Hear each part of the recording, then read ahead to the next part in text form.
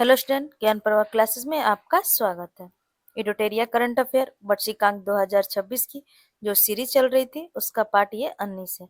Already हमने इसका 18 part अपने चैनल पर अपलोड कर दिया है। अगर आप लोग इसे देखना चाहते हैं तो हमारे चैनल पर जाके प्लेलिस्ट में उसे देख सकते हैं। हमारे आने वाले एग्जाम के लिए ये बहुत ही महत्वपूर्ण करंट अफेयर की बुक है। तो चलिए हम आज की टॉपिक की स्टार्ट करते हैं। तो आज का हमारा टॉपिक है जिसमें हम पढ़ेंगे अध्याय 47 है। इसमें है वर्ष 2025 के राष्ट्रीय घटनाक्रम।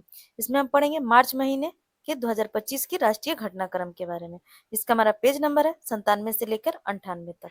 अगर आप लोगों को ये सीरीज अच्छी लग रही हो तो वीडियो को लाइक कर दीजिएगा, चैनल को ज्वाइन कर लीजिएगा और इसे शेयर भी कर दीजिएगा और बेल आइकन बटन दबा दीजिएगा कि हमारे आने वाले नेक्स्ट वीडियो का नोटिफिकेशन आप तक पहुंच सके। तो चलिए हम टॉपिक की शुरुआत करते हैं। मार्च 2025 के राष्ट्रीय घटनाक्रम। तो चलिए हम इसे एक एक करके देखते हैं। जिसमें हमारा है हरियाणा के गुरुग्राम में भारत के पहले विश्व शांति केंद्र का उद्घाटन किया गया।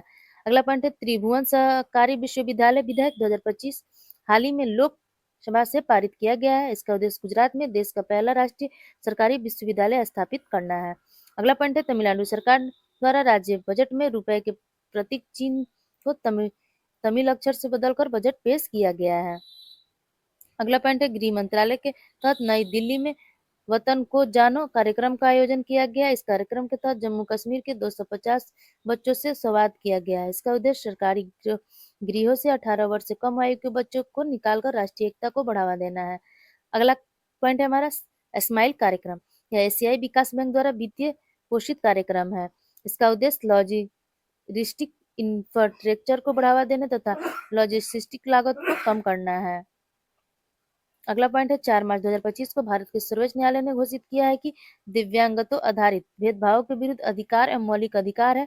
इसे आरपीडब्ल्यूडी अधिनियम 2016 के अनुसार यह निर्णय दृष्टिबाधित उम्मीदवारों को न्यायिक सेवा भर्ती से भाग लेने की अनुमति देता है, जिसमें समान अवसर और उचित सुविधा सुनिश्चित होती है।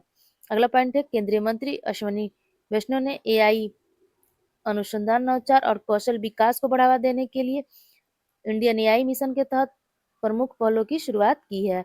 अगला पॉइंट है एशिया का सबसे बड़ा साहित्य महोत्सव साहित्य अकादमी महोत्सव 2025 7 से 12 मार्च 2025 तक रविंद्र भवन नई दिल्ली में आयोजित किया गया है। अगला पॉइंट है हमारा केंद्रीय मंत्री अश्विनी वैष्णव ने आईआईटी मद्रास में हाइपरलूप परीक्षण सुविधा का दौरा किया और घोषणा की कि 410 मीटर की हाइपरलूप ट्यूब जल्द ही दुनिया की सबसे लंबी हाई स्पीड ट्यूब बन जाएगी। इस परियोजना को भारतीय रेल मंत्रालय का समर्थन प्राप्त है, जबकि ET gulf coach factory ICF Chennai electronic तकनीकों का प्रबंधन कर रही है। अगला पॉइंट है केंद्रीय वित्त मंत्री निर्मला सीतारमण ने नई दिल्ली में प्रधानमंत्री इंटर्नशिप योजना पीएमआईएस के लिए एक मोबाइल ऐप लॉन्च किया है। ऐप को पंजीकृत को सुव्यवस्थित करने, वास्तविक समय पर अपडेट प्रदान करने और उम्मीदवारों के लिए सहज इंटरफेस प्रदान करने के लिए डिजाइन किया गया है, जो युवाओं के लिए रोजगार, कौशल और अवसर पैदा करने के लिए सरकार की प्रतिबद्धता को समर्थन करता है। अगला पॉइंट है स्वच्छ भारत मिशन। शहर के तहत इंदौर में पीपी मॉडल के तहत भारत का पहला हरित अवशिष्ट प्रसंस्करण संयंत्र शुरू किया जा रहा है। यह संयंत्र लकड़ी और शाखाओं को रिसाइकिल करके लकड़ी की पट्टी बनाएगा, जिसमें कोयले का पर्यावरण अनुकूल विकल्प उपलब्ध होगा। साथ ही ऊर्जा संरक्षण को बढ़ावा मिलेगा। अगला पॉइंट है भारत सरकार के 2 प्रमुख परियोजनाओं के साथ अपनी परमाणु ऊर्जा पहल को आगे बढ़ा रही है।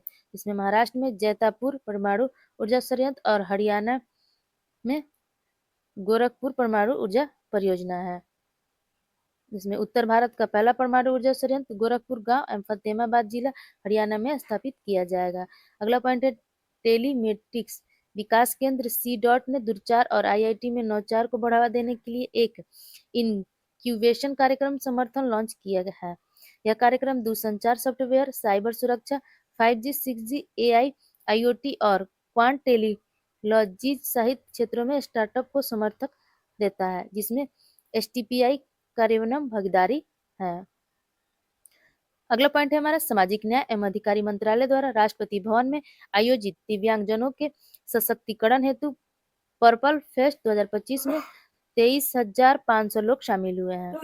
अगला पॉइंट है भारतीय कॉर्पोरेट मामले के संस्थान आईआईसीए ने 22 से 23 मार्च 2025 को अपने मानसर सर में समर्थ 2025 शुभारंभ किया। इस कार्यक्रम ने छात्रों को संकटग्रस्त व्यवसाय के लिए कॉर्पोरेट बचाव रणनीति विकसित करने के लिए एक मंच प्रदान किया है। अगला पॉइंट है उच्च शिक्षा में बढ़ती आत्महत्याओं के बीच छात्रों की मानसिक स्वास्थ्य संबंधित चिंताओं को दूर करने के लिए सुप्रीम कोर्ट ने एक राष्ट्रीय टास्क फोर्स एनटीएफ का गठन किया है। सेवानिवृत्त न्यायमूर्ति एस रविंद्र भट्ट की अध्यक्षता में एनटीएफ कारणों की जांच करेगा और मौजूद नियमों का विश्लेषण करेगा। अगला पॉइंट है भारत ने 239 मिलियन मीट्रिक टन एमएमटी के वर्तमान उत्पादन के साथ दुनिया का शीर्ष दूध उत्पादक बन गया है। केंद्रीय मंत्री राजीव रंजन सिंह ने लोकसभा में घोषणा की है कि देश का लक्ष्य अगले 5 वर्षों में दूध उत्पादन को 300 एमएमटी तक बढ़ाना है, जो 2014 में शुरू किए गए राष्ट्रीय गोकुल मिशन आरजीएम द्वारा संचालित है। अगला पॉइंट है हमारा पूर्वोत्तर हस्तशिल्प एवं हथकघरा विकास निगम लिमिटेड एनईएचएसडी ने जर्मनी से एरी सिल्क के लिए ओकोटेक्स प्रमाणन प्राप्त करके एक महत्वपूर्ण उपलब्धि हासिल की है। यह विश्व स्तर पर मान्यता प्राप्त प्रमाणन पुष्ट करता है कि एरी सिल्क हानिकारक पदार्थों से मुक्त है और अंतर्राष्ट्रीय सुरक्षा और गुणवत्ता मामलों को पूरा करता है। अगला पॉइंट है हमारा नई दिल्ली में युग युगीन भारत राष्ट्रीय संग्रहालय को सेंट्रल विस्टा पुनर्विकास परियोजना के हिस्से के रूप में उत्तर और दक्षिण ब्लॉक में स्थापित किया जाएगा। नया संग्रहालय फ्रांस म्यूजियम डेवलपमेंट के लिए तकनीकी सहयोग से भारत की सभ्यता और संस्कृति विरासत को प्रदर्शित करेगा तथा देश के अतीत, वर्तमान और भविष्य की एक गहन यात्रा प्रदान करेगा। अगला पॉइंट है सूक्ष्म लघु एवं मध्य उद्यम के वर्गीकरण में महत्वपूर्ण संशोधन किया गया है, जो कि 1 अप्रैल 2025 से लागू किया जाएगा। यह सूक्ष्म उद्यम हमारा है जिसमें निवेश है 2.5 करोड़, पहले 1 करोड़ था, और टर्नओवर में 10 करोड़ इसे 5 करोड़ से बढ़ाकर, और लघु उद्यम में 25 करोड़ था और पहले हमारा 10 करोड़ था, और टर्नओवर में 100 करोड़ है 50 करोड़ से बढ़ाकर। मध्यम उद्यम में हमारा 125 करोड़ है, पहले 50 करोड़ था, 500 करोड़ और टर्नओवर में 500 करोड़ और पहले 250 करोड़ था। आगरा में आयोजित ताजमहल महोत्सव 2025 की थीम धरोहर हेरिटेज है। अगला पॉइंट है Indian counselling of medical research की ओर से 6 राज्य मध्य प्रदेश, महाराष्ट्र, मेघालय, उड़ीसा, आंध्र प्रदेश और कर्नाटक में एक अध्ययन शुरू किया जा रहा है, जिसके तहत कुपोषण को समाप्त करने हेतु टेक होम राशन का परीक्षण किया जाएगा। आंगनबाड़ी केंद्रों में कुपोषित बच्चों को 1 साल तक खिलाकर कुपोषण खत्म हो रहा है या नहीं, एक परीक्षण किया जाएगा। अगला पॉइंट है one nation one port process का अनावरण सर्बानंद सोनोवाल ने किया है। इसका उद्देश्य देश के सभी प्रमुख बंदरगाहों से दस्तावेजीकरण और प्रक्रियाओं में एक रूपता लाना है।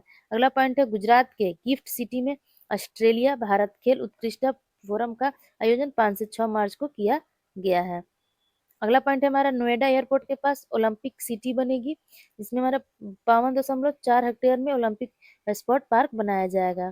अगला पॉइंट है भारत दुनिया का सबसे बड़ा उत्पादक और निम्नलिखित क्षेत्रों में है, जैसे दूध, मसाले, दाल, जूट, केला, नैनो यूरिया और नैनो डीएपी है। अगला पॉइंट है भारत अपना पहला अपतटीय हवाई अड्डा वाधावन पोर्ट मुंबई के निकट कृत्रिम द्वीप पर बनाएगा। अगला पॉइंट है हमारा मध्य प्रदेश के माधव राष्ट्रीय उद्यान को मध्य प्रदेश का 9वां तथा देश का 58वां टाइगर रिजर्व घोषित किया गया है। अगला पॉइंट है देश का पहला स्थानीय कलाग्राम प्रयागराज में बनेगा। अगला पॉइंट है फिट इंडिया कार्निवल का उद्घाटन मनसुख मंडारिया ने नई दिल्ली में किया है। फिट इंडिया आइकन के रूप में आयुष्मान खुराना को चुना गया है। अगला पॉइंट है केंद्र सरकार द्वारा जम्मू कश्मीर के अलावा केसर उत्पादन हेतु सिक्किम, अरुणाचल प्रदेश, मेघालय में मिशन केसर चलाया गया, जिसमें 2010 से 11 में राष्ट्रीय केसर मिशन जम्मू कश्मीर में चलाया गया था। अगला पॉइंट है आईआरडीएआई ने भारत की पहली निजी पूर्ण बीमा कंपनी वैल्यू एक्टिक्स रीइसाइलेश को मंजूरी दे दी है। अगला पॉइंट है हमारा धरती अम्बा ट्राइबर प्रेन्योर्स 2025 जनजातीय गौरव वर्ष के तहत एक प्रमुख पहल है, जो भगवान बिरसा मुंडा की 150वीं जयंती को समर्पित है। यह एक राष्ट्रव्यापी पहल है जिसका उद्देश्य जनजातीय लोगों को उद्यमिता को बढ़ावा देना है। अगला पॉइंट है हमारा एनएसओ इंडिया द्वारा आईआईटी गांधीनगर में हैंग द फ्यूचर हैंगथॉन का आयोजन किया गया है। अगला पॉइंट है केंद्र सरकार ने सहकार टैक्सी सेवा के लॉन्च की है। यह बाइक, कैब एवं ऑटो ड्राइवर को यह सुनिश्चित करेगी कि सारी कमाई ड्राइवरों के पास ही रहे। अगला पॉइंट है टाटा मोटर कंपनी ने हाल ही में हैवी ड्यूटी वाले हाइड्रोजन चालित ट्रकों को 24 महीने का प्रशिक्षण शुरू किया है। अगर आप लोग को वीडियो अच्छा लगा हो तो वीडियो को लाइक कर दीजिएगा, चैनल पर नए हो तो चैनल को ज्वाइन कर लीजिएगा और इसे लास्ट में आप लोग जरूर एक नए ग्रुप में जरूर शेयर कर दीजिएगा, वीडियो को शेयर कर दीजिएगा।